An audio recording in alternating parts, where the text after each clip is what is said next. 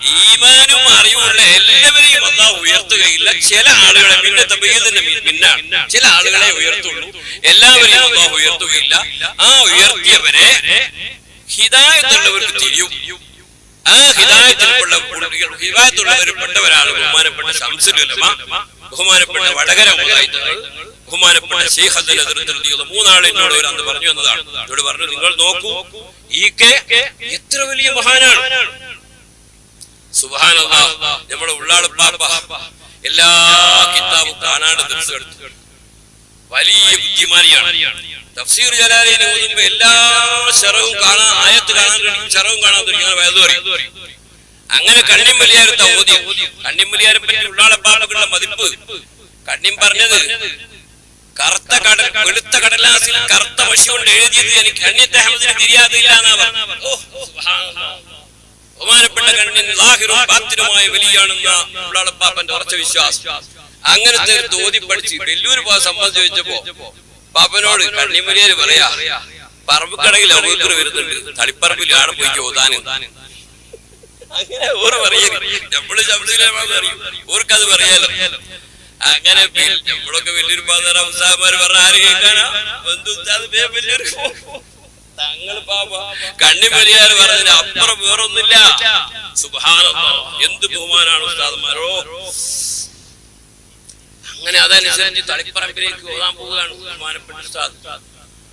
ആ കാലത്ത് ബഹുമാനപ്പെട്ട CM വലിയുല്ലാഹി അവിടെ ഒരു ദർസിലുണ്ട്, EK അസം മുസ്ലിയാരുണ്ട്. അന്നാണ് ബഹുമാനപ്പെട്ട ആലിക്കുഞ്ഞി മുസ്ലിയാരുണ്ടായത്. അതൊരു കാലഘട്ടവും വലിയ ചരിത്രവുമാണ്.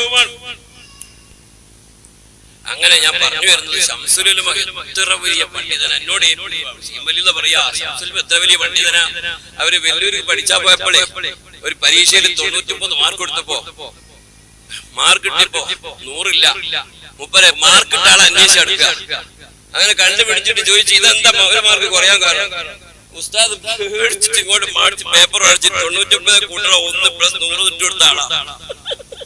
എന്ത് വലിയ ബുദ്ധിയാണ്. ഞാൻ അധികം സംസാരിക്കുകയല്ല, വല്ലാത്ത ബുദ്ധിമാനാണ്.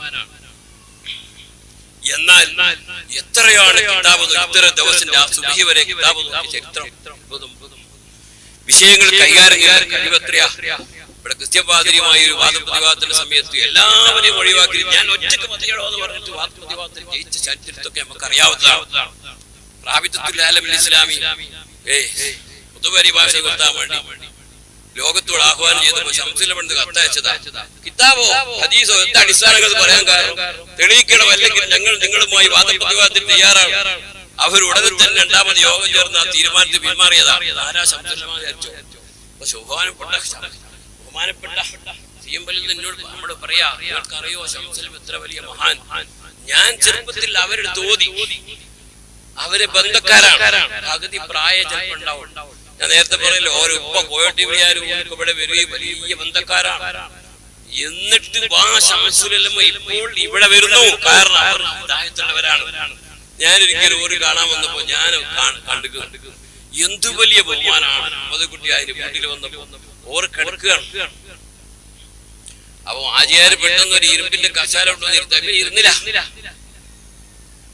എത്ര വലിയ പദവിയാണ് ബഹുമാനപ്പെട്ടവർക്ക് അല്ലാഹു കൊടുത്തതെന്ന് മനസ്സിലാക്കാൻ കഴിഞ്ഞ ബഹുമാനപ്പെട്ട ശംസുൽ ഉലമ പിന്നീട് പറയുന്നു, വടകര മുതലായി ഇത്ര വലിയ മഹാൻ. ഞാൻ കുഞ്ഞായപ്പോൾ അവിടെ എടുത്ത് കാണാൻ പോകാമായിരുന്നു. വടകര ഊര് പിന്നെ ഈ ശംസുൽ ഉലമാന്റെ മാതിരിയോ ശൈഖ് അസ്ഹറിന്റെ മാതിരിയോ അല്ല. അവർക്ക് ഇങ്ങനെ നോക്കിയാൽ 7 ആകാശവും 7 ഭൂമിന്റെ അടിയും കാണും. അതേ പേരുള്ള ഒരു മുഹമ്മദാജി എന്ന് പറഞ്ഞ ഒരാളുണ്ടായിരുന്നു അവിടെ തന്നെ. അവിടെ റമദാൻ മാസത്തിൽ ലീവിൽ ഉസ്താദന്മാരൊക്കെ നാട്ടിൽ വന്നാല് തിരിയാത്ത കിതാബിന്റെ സംശയം ചോദിക്കാൻ വേണ്ടി പോണ ഒരാളാണ്. ഞാൻ അയാളോട് ചോദിച്ചപ്പോ പറഞ്ഞു, എന്താണ് നിങ്ങൾ എവിടുന്നാണ് നിങ്ങൾക്ക് ഇൽമൊക്കെ? എന്നോട് പറഞ്ഞു, ഞാൻ രാവിലെ വെച്ച് പിടിച്ചിട്ടേ ഒരു 9 മണിയാകുമ്പോ നേരെ വടകര മുതലായി തങ്ങളെടുത്ത് പോയി മുഖത്ത് നോക്കി ഇങ്ങനെ കുത്തിരിക്കും. എന്റെ എല്ലാ ഇസ്കാരം എത്ര വലിയ പദവിയാണ് ബഹുമാനപ്പെട്ടവർക്ക് അല്ലാഹു കൊടുത്തു. നമ്മുടെ നാട്ടിൽ എത്ര വലിയ വലിയ മഹാന്മാരായ ആലിമീങ്ങളും ഔലിയാക്കന്മാരും കഴിഞ്ഞു പോയി. ബഹുമാനപ്പെട്ട ശൈഖ് റളിയല്ലാഹു അവര് ഓരോരോ വിഷയത്തിൽ കഴിവുള്ള ഉസ്താദന്മാരെടുത്ത് പോയിട്ട് ആട് ഓതി പഠിച്ചു. എന്നിട്ട് പിന്നീട് ഹദീസിന്റെ വിഷയത്തിൽ മാത്രം 5 കൊല്ലക്കാർ സ്പെഷ്യലായിട്ട് പഠിച്ചിട്ടുണ്ട്. അങ്ങനെ ശൈഖുൽ ഹദീസായി പഠിച്ച മഹാനാണ്. ഇവരൊക്കെ എന്റെ അടുത്ത് വരുന്നു. എന്താ കാരണം? ഇതായിട്ടുള്ളവരാണ് അവര്. ഇൽമിന്റെ അഹ്ലുകാരായ ആളുകളാണ്. അള്ളാഹുവിന്റെ റസൂലിനെ സംബന്ധിച്ച് മനസ്സിലാക്കി തരുന്നത് പോലെ ബഹുമാനപ്പെട്ട ഔലിയാക്കളെ സംബന്ധിച്ചു, ബഹുമാനപ്പെട്ട സുൽത്താൻ ഖുതുബുൽ ആലം റളിയല്ലാഹു അൻഹുവിനെ പറ്റി നമുക്ക് മനസ്സിലാക്കി.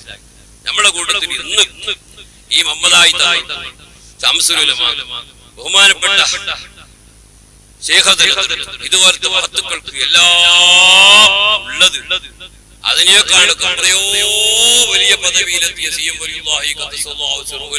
അല്ലാഹു കൊടുത്തു. പഠിച്ചോനെ, എനിക്ക് എത്ര വലിയ സ്ഥാനമാണ് നീ തന്നത് ഊർ എന്നെ പറഞ്ഞതാണ്. ആ പദവികളൊക്കെ ഇപ്പൊ സുൽത്താൻ അല്ലാഹു തആല കൊടുത്തുന്ന നമ്മുടെ വിശ്വാസം.